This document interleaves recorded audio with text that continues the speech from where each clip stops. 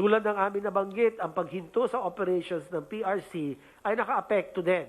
At ang pagsasagawa ng preventive non-operation of some laboratories last weekend dahil nga muli sa Typhoon Rolly. Due to the intervening events noong October, nagkaroon po ng pagbaba sa bilang ng mga test na isinagawa. Kasama sa mga ito ay yung nagkaroon ng partial suspension in the acceptance of new patients by the PRC. At habang ito ay isang significant but temporary decrease in testing capacity, meron naman pong 11 na ibang public and private laboratories na sila po ang sumalo doon sa mga hindi nasuri o na-test ng PRC at sila po ang voluntaryo na pumuno ng puwang dahil nga po sa paghinto ng PRC. Lalo-lalo na po ang testing for returning overseas Filipinos. Dahil dito, while we initially projected na bababa ng at least 20% ang ating total testing capacity, ang pag-distribute ng test sa 11 laboratories ay nakatulong para makabawi doon sa hindi po na-test dahil po sa pagsara o paghinto ng PRC. Ngunit nabayaran na po ang PRC at nagbukas na po silang muli, kaya patuloy na po ang kanilang pagsusuri ng mga swab specimen. Mukhang pera.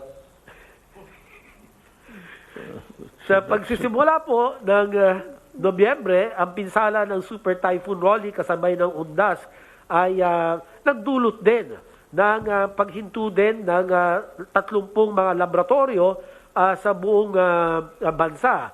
At inasahan na ang epekto nitong bagyo ay nakaantala din sa pagsumite, sa reporting, sa contact tracing, at sa pagtest sa Regions 4A, 4B, Regions 5, at sa NCR.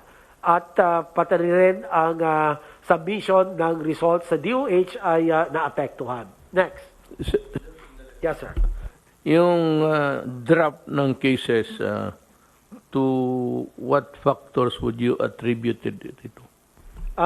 Sir, yung pong 5 bagay. Yung pong number 1, yung atin pong nagiging effective, yung ating pong communication sa mga tao, yung compliance with the minimum health standards, wearing of the mask, face shield, physical distancing, at proper hand washing.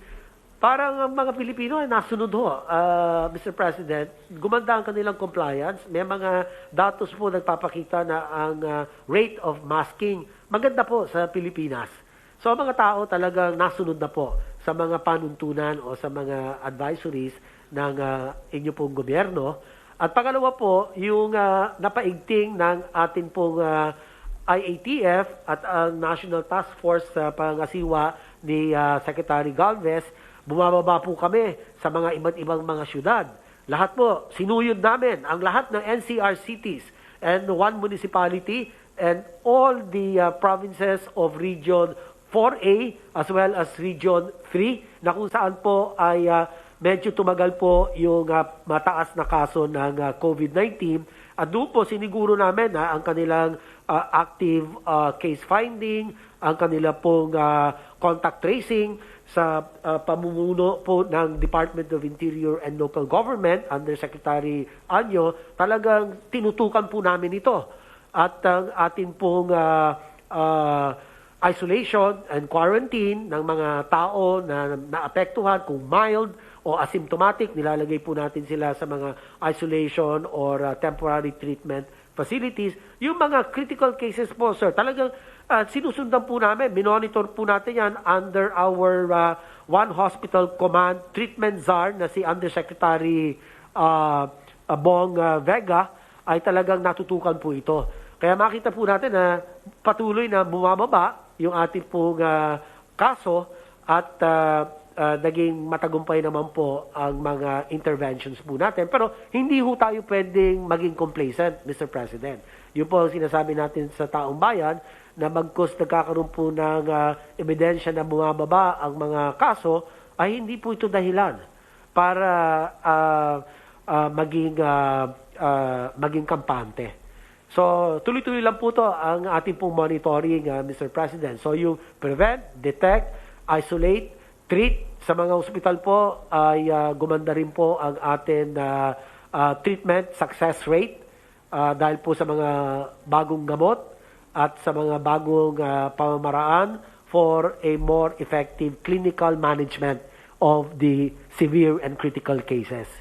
So, ito po ang ilan sa mga kadahilanan bilang kasagutan po sa inyong tanong. Okay. Now, let's go to sa Secretary Lorenzana. Good evening, Mr. President.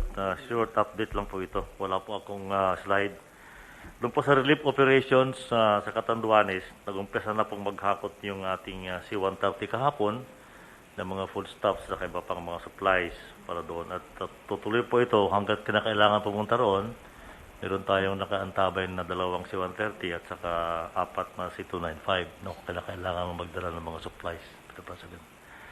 Yung ating mga trupa dyan sa Southern Luzon, sa Bicol, ay nakikipagtulungan din sa ibang mga ahensya tulad ng DPWH saka yung DOE para pag-repair ng kanilang mga nasirang mga facilities. So, doon naman po sa Cagayan Valley at sa Batanes ay nakaantabay din yung ating mga tropa roon dahil pasalukuyan kanina umaga na dumadaan yung bagyong Siuni sa may Batanes area at hindi pa natin alam po kung ano yung mga nasa lanta roon.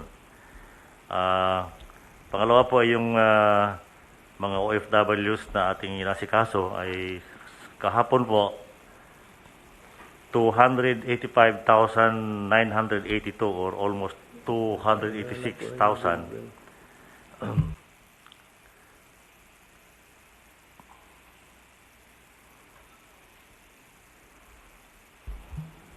Yung pong ating OFWs ay mayroon na nakauwing 285,982 OFWs coming from different parts of the world. Yung pong mga gusto umuwi Pilipino sa Sabah ay medyo natigil po muna dahil nga may mga kaso sa Tawi-Tawi at saka sa Hulo. Ayaw nilang tumanggap muna ng bagong dating. Ngayon, ang isa naming pinagtutuunan ng pansin, Mr. President, ay yung mga testing at saka isolation facilities ng mga probinsya. Noong pong 2 weeks ago, ay pinadala ko si Undersecretary Yano sa Bukidnon dahil humihingi ng tulong si Governor Subiri dahil tumataas yung kaso nila doon. Fortunately, Mr. President, ngayon, bumaba na yung kaso doon at saka gumanda na rin yung kanilang isolation capacities. Sa November 10 ay pupunta kami ni Secretary Galvez sa Tawi-Tawi para naman mabisita namin yung mga pasilidad nila doon. At pagbalik, dadaanan namin yung Dipolog at saka Surigao City dahil kinausap din ako ng mga gobernador na kung pwede ay tulungan sila dahil wala silang mga facilities na kung paano po sila matulungan. Yun po ang kaso ng Cebu, Bacolod at Iloilo City na medyo mataas mga isang buwan na nakaraan ay stable na po. Naayos na natin yung sa Bacolod, Cebu at saka Iloilo City. Yun lang po, Mr. President. Secretary Anion, then followed by John Galvez. Then yung spokesman for the summation. Magandang gabi po ulit, Mr. President. Tuloy-tuloy po yung i-update ko lang po yung mga admin at criminal cases na pinagsasampa natin sa ating mga umabuso sa pag-distribute ng Social and Relation Program. Sa 781 complainants po, ay meron 1,259 suspects at nakapag-conduct tayo ng 363 investigation. Ang 266 po ay nasa fiscal na, ang 20 ay nasa korte, at nai-repair naman natin po ang iba sa ombudsman. At 183 barangay chairman po ang itong kinasuhan natin. Nakapaglabas ng suspension naman ng ombudsman sa 89 barangay captain. At ngayon po ay pinadalan ko ng show cause order naman yung 10 mayor na wala po sa kanilang jurisdiction o area noong dumaan ng Typhoon Rolly. Sa utos po naman ninyo na pabilisin yung ating mga application ng telcos, bumilis na po. Sa loob po ng 2 linggo, 850 newly approved telco application per tower. So, ibig sabihin po ay additional 815 towers ang madadagdag. So, total po ay 2,082 na ang na-approve natin ng mga telco towers mula po nung ipinag-utos nyo ito. At meron pong 637 pending application. So, ito po yung asiksuin namin. Ang ating contact tracers naman, may 50,000 tayo na hinahire.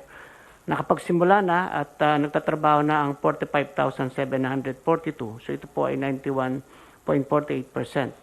At hinihintay na lang ang appointment itong natitirang more or less 4,000 something. At 43,138 po ay trained at talagang kumikilos na po. Ito po ay malaking tulong sapagkat nabigyan din natin ng trabaho ang ating mga kababayan. Lalo na po yung mga bumalik na OFW at saka yung mga nawalan ng trabaho. Pangdagdag lamang po ay gusto ko lang ibalita na dito po sa 2020 Global Law and Order Report ng Gallup. Ang Gallup po ay isang Washington-based analytics and advisory firm na concentrate sa law and order. Doon po sa kanilang 2020 survey at report na inilabas, ang Pilipinas po ay nasa top 50 out of 144 countries. Ang ating pong grado ay 84%. Mataas po. Ito po ay katambas natin or kagrado po natin ng Australia, New Zealand, Poland, at Serbia. So, ang konti lang din po ang pumasok na bansa mula sa Southeast Asia. Ang Singapore po ang pinakamataas na merong 97. So, ito po ay isang pagpapatunay na talagang ating fight against criminality and drugs ay successful po. No? Ano po yung mga tanong dito sa survey na ito? Number 1, in the city where you live, do you have confidence in the police force? Number 2, do you feel safe walking alone at night? Number 3, within the last 12 months, have you had money or property stolen from you or another household member? At pang-apat, within the past 12 months, have you been assaulted or mugged? So out of 174,000 respondents sa iba't ibang bansa, nagkagrado po tayo ng 84.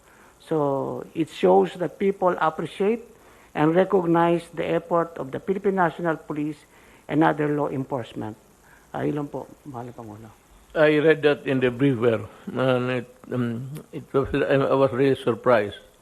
We are on the top 50, and we are lumped with countries that are really ideally peaceful. So, if it's a recent Gallup survey, it only shows that, we have to credit the police and the military and the other uniformed services of government who have toiled to make this country at least very peaceful. Charles, you go ahead. Yes, sir. I would like also to thank Senator Bongo for the guidance, sir. And, sir, my presentation to you is the Philippine National Vaccine Roadmap. This is in compliance with your order that every Filipino should be vaccinated, Yes. and it should be equitable to the people, rich or poor. And in his summary, Yes, sir. we do it first to all of those who can afford. Wala naman tayong pakialam dyan. Yes, sir. But sundin lang natin yung listahan sa mahirap Yes, sir. as listed doon sa we gave the ones that we gave to them salaries or money. Yun talaga rin ang mauna. In that order. Yes, sir. Yes, sir. Pinakamahirap muna hanggang It is included in my presentation to you, sir. sige. Sir, basically, this is your directive that the vaccine will be our road to normalcy, and we will only have a full recovery with the vaccine. So this presentation is meant for you for the approval of the President, because it is a time-based and objective-based roadmap. And also we will raise some different options and decision points that the President and the IITF may decide in the near future. Cannot see the my liliit yung ano. Next slide, please. Sir, based on your guidance during the monumental soul-searching speech that you have given during the September 2020 United Nations, which really touched the hearts of all the nations, you have said to the world that the world is in the race to find safe and effective vaccine. When the world finds that vaccine, access to it must be denied or withheld. It should be made available to all, rich and poor nation alike, as a matter of policy.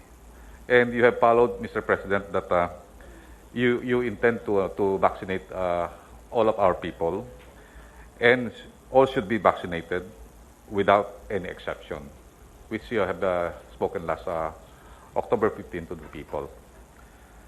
And then based on, next slide please, based on the different IATF approved immunization program, we have come up with this roadmap.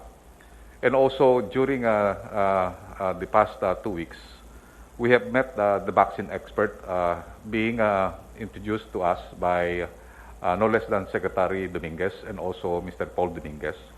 And we have met the Asian Development Vaccine expert also. And also, last 2 days ago, we have a presentation of the DOH immunization program. This is the desire of Senator Bongo during his speech, wherein we complied, sir. The DOH immunization program was presented this afternoon, and it was approved by the ITF. So yun lang po, mahal Presidente, at maraming po salamat. Thank you. That's quite a comprehensive report. Salamat po. Now, allow me a few minutes to do what I have promised to the people, that every meeting dito sa pag-usap natin sa taong bayan, that I will read the persons who are now under quasi-judicial or judicial scrutiny.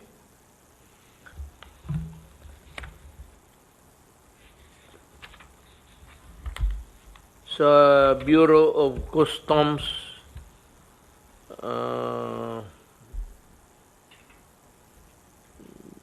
dismissed from the service na to, tinanggal na. Lumuntod si Macabando, grave misconduct. He was fired by the Ombudsman. Engineer Ramon Hernandez, gross neglect of duty, grave misconduct. He was dismissed by the Ombudsman. Raymond Cabigon, gross neglect of duty, conduct prejudicial to the best interest of the service, dismissed by the Ombudsman. Hil Sinen Gamil, gross misconduct of duty, grave misconduct, dishonesty. Pati kasali dito si Raymond Cabigon, to him, pareho sila, dismissed from the service. Vincent Butch Gamboa, grave misconduct, dismissed by the Ombudsman. Vincent Butch, Attorney Laicio Martinez, gross neglect of duty, grave misconduct, conduct prejudicial to the best interest of the service, fired by the Ombudsman. Filomeno Salazar, gross neglect of duty, grave misconduct, conduct prejudicial to the best interest of the service, dismissed by the Ombudsman. Vicente Torres, gross neglect of duty, grave misconduct, conduct prejudicial to the best interest of the service, dismissed by the Ombudsman. Ganoon na ho karami ang in addition yung nauna na nawala. Naunahan sila. Ito ang ano sa dismissed by the Ombudsman, Renly Tinana, grave misconduct, conduct grossly prejudicial to the service, fired by the Ombudsman.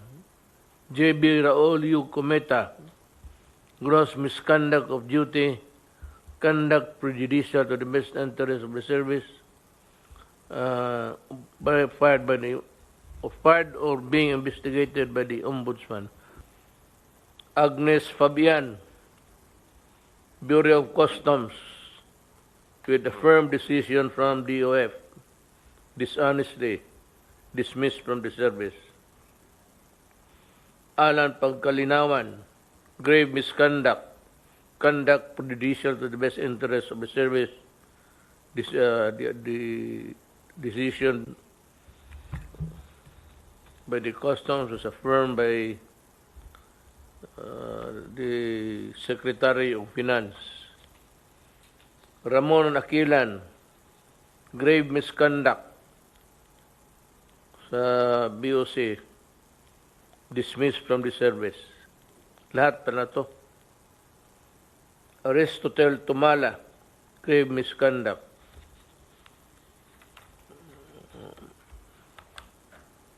Itong iba,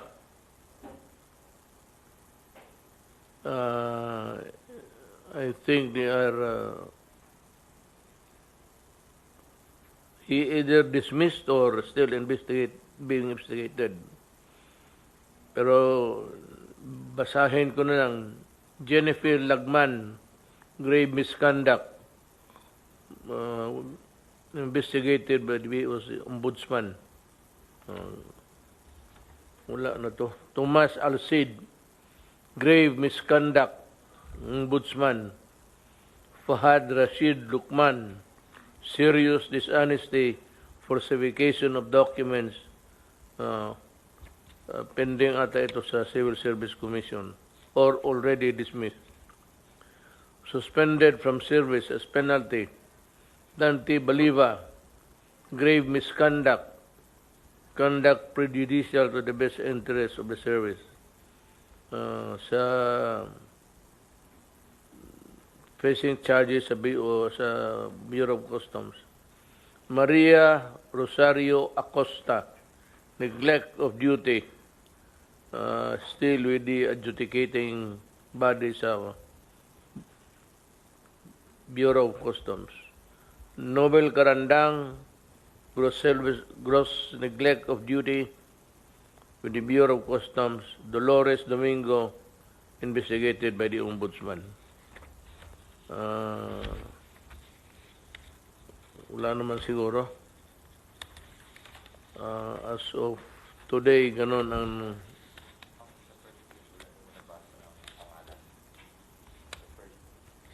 ang meron dito. Oh. Preventive suspension. PhilHealth, Jovita Aragona, grave misconduct, serious dishonesty, conduct prejudicial to the best interest of the service, being investigated by the Ombudsman.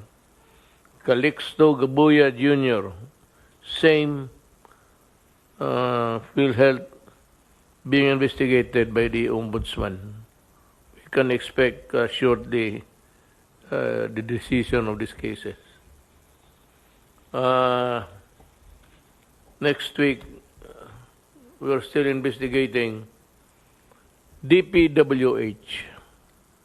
Ang DPWH, ang pinaka-racket dyan is yung ghost project. So walang delivery ghost project. Marami yan. Karamihan yan, it's the regional director. Ipapalabas nila na may project ito, but wala. So the best way is to conduct an audit of those projects to determine if they are ghost projects or not. And I think there are plenty. And I dare say that ang pinakamarami siguro matanggal would be from DPWH. I really intend to clean government. At least kung hindi ko kaya, maminus-minusan ang kurakot sa gobyerno. Yan na lang ang konselo ng tao na mahuli at mapreso. But most of this, yung misconduct, actually, that's the administrative term. Pero kung tignan mo yan, mga crime nila in the penal side, mga falsification yan, malversation. But dito sa limited kasi ang ground, pero just the same. Pag gross dishonesty, ganun yan. That's embezzlement. Ang pinakamarami, itong road right of way na hanggang ngayon, ewan ko kung ano nangyari. This was this scandal somewhere in Cotabato. I remember it, but I am remembering it now. Tignan ko tanungin ko ang DPWH kung ano ang nangyari doon. Or I will have it re-investigated. Tapos yung sa itong mga karamihan ghost projects. Yan ang ano dyan. Yung iba naman, kagaya ng public works na nakita ninyo, yung kubeta na walang cover na puro nakahilira lang yung bowl ni Duro. Walang division, wala lahat. Yung mga putang yan ang klaseng trabaho. So yung balikan ko yon, I'd like to remind anybody sa DPWH who has had a participation there, being investigator or connected with the construction, you better you report to me.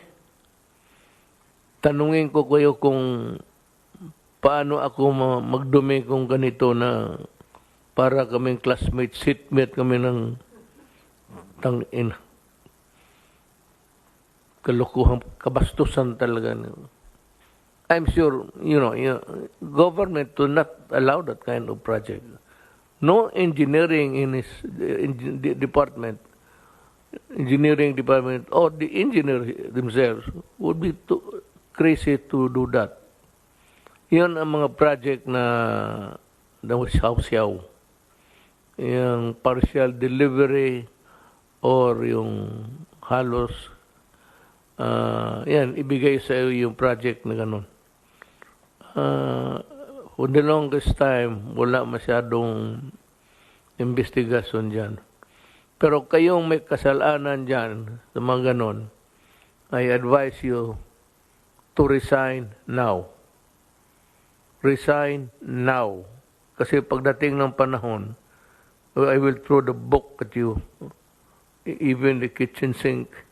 Tsaka makita ninyo, you will be prosecuted administratively and criminally at walang patawaran dito.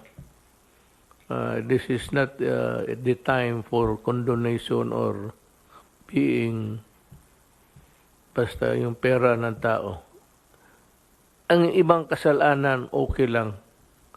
Pero itong mga ghost project, mga project na wala dyan, mga karamihan yan, yung mga health centers, wala yan.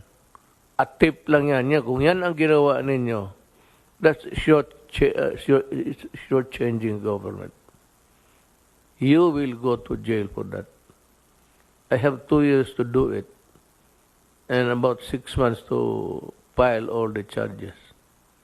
I'm sure that ang Sandigan Bayan would be kept busy hearing the cases. Yan ang ano ko sa inyo. Talagang walang galit ako sa inyo. Kayong na-dismiss, bagay lang. You should not anybody's fault but yours for committing graft and corruption. So with that, I'd like to bid good night, goodbye. See you next week. Mga kababayan ko, yun yung para sa araw na to. Baka hindi ninyo nakuha, ha? Isang tao lang ang mag-ano nito. But of course, mayroong task force. He has to consult the task force. And maybe the task force will review. But, sabi ko sa inyo, do not delay it. Do not sit on it. Itong mga papel na to. When it is given to you for review it in one night. Wag kung hindi ka na matulog, problema mo yan. Submit it a day or 2 days after. Do not delay those paperwork. Even hindi sa takbo ng papel from the lowest papuntang secretary. Do not delay. You're only given days. I do not believe in hindi mo matapos ng 2-3 araw. Di wala kang ginawa. I mean, you are doing nothing. You're just asked to comment or to give your advice. Do not go into other things which are not delegated to you. Magre-report lang po ako dahil sa Catanduanes po kami nag-press briefing kanina. Matindi po yung damage. Hindi po ako nakarating ng Yolanda, kayo po nakarating. So hindi ko alam ang comparison. Pero from the air po, talagang wala kayong makita na bahay na nag-survive. Walang puno na nag-survive talaga. Dahil yung bagyo po talaga, initial landfall, kasagsagan ng lakas niya, Catanduanes. Si Mayor Inday, my daughter, Opo. nag-ikot na. Opo, nagbigay nga po ng 1.5 million daw po si Mayor Inday doon sa Catanduanes, no? 1.5 million po. Galing ata sa Davao City po na donation. Binigay niya kay Governor Kua.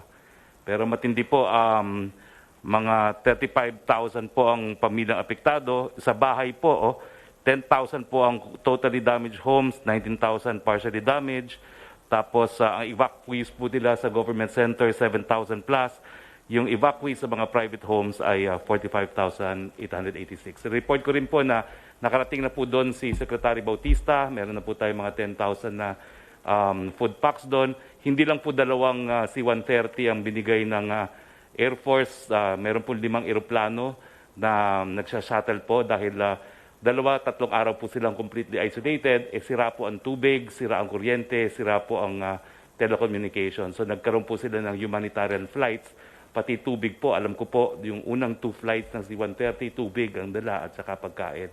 Pero ang mabuting balita po, si Secretary Tugade, natanggal na po yung lumubog na roro sa pier, kaya hindi sila makapagdala dati ng supplies by sea dahil may lumubog na roro. Ngayon po natanggal na yon. So magsisimula na rin yung roro at makakarating na po yung relief goods also by sea. Pero sa tindi po ng danyos na nakita ko, baka kinakailangan po parang Yolanda-like ang rehabilitation kasi 19,000 homes po sira. No? At nakikita nyo naman po from the air, ang mga nag-survive lang, yung mga commercial buildings, pero lahat po sila may damage din dun sa downtown. At nagpapasalamat naman po sila dun sa mabilis na action ng national government. Pagkaalis po ng bagyo, na-connect natin sila sa pamamagitan ni SND sa OCD by VSAT at dun po na isa-isa naman kung anong kailangan. At the following day, si OCD po, si SND at saka si Yusek Halad nagsimula na ng humanitarian flights. So mabuti naman po ang yung pagtanggap ng tulong natin at they are very appreciative. Nagpa-receive lang po ako ng letter galing kay Governor Kua dito po sa PMS ngayon. Saka kasama po yung mga pictures. I'd like also to comment about to si Rowley sa DSWD. He was well ahead. He was there already when the typhoon was ongoing. So, ano niya, baka nga sabi mo with the number of flights from the Air Force, it could be nakulang talaga. But we are transporting the goods as fast as we can. And this may be a redundant explanation, but ulitin ko lang sa mga tao hindi alam, ay umuwi ako ng probinsya sa Davao kasi araw ng patay. Yun yung araw na kasagsagan ng dumaan ang bagyo. Gusto ng iba na nandito talaga ako pagdating ng bagyo. Gusto nila salubungin ko yung bagyo. They want me to commit suicide also. So, but the following day, kinabukasan, alas 3, nag-touchdown na ako sa Naya. Tuloy na ako. From the Naya Airport, diretso na ako sa Bicol. Ginubatan, naglanding ako doon. Kinausap ko yung mga tao. But I also had an accurate view of the destruction wrought about by the typhoon. Umuwi ako kasi may patay na ang nanay ko pati tatay ko.